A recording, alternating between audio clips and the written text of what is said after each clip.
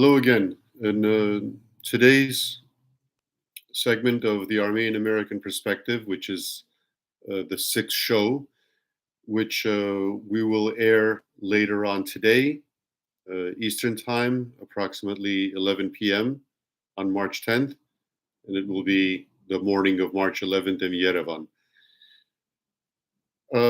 I think it's no secret that many Armenians are hapless at this point, thinking that it is the absolute worst situation we could possibly be in. There is no way out. Therefore, there's no sense in continuing any kind of struggle, hoping or trying to achieve any type of victory, any kind of re-independence of our lands, anything positive. We many of the Armenians just have our heads down and say, well, let's preserve what we have. I think, and not I think, I've been told from many people across the diaspora as well as in Armenia, that's partly due to not knowing history, more specifically our own history.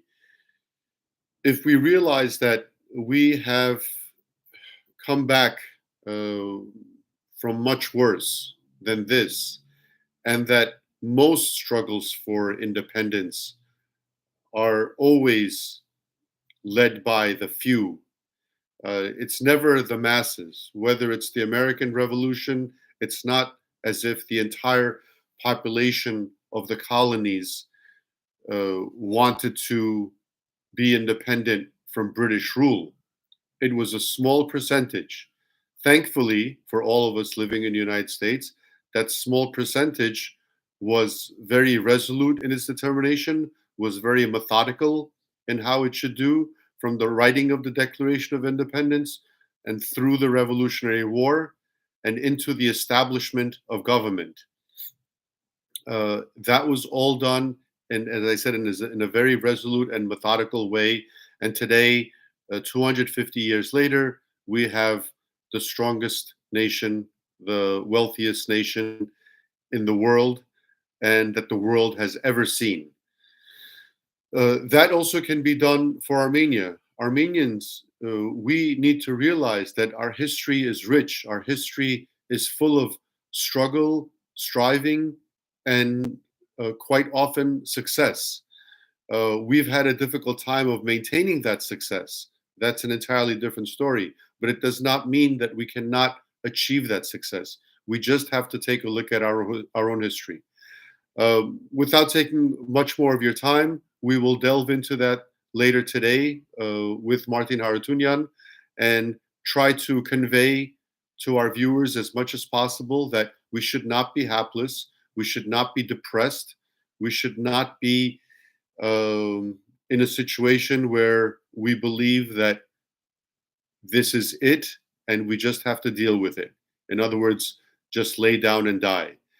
It does not mean that we shouldn't have moments of depression. That's natural for humanity, for any human, that we should have that.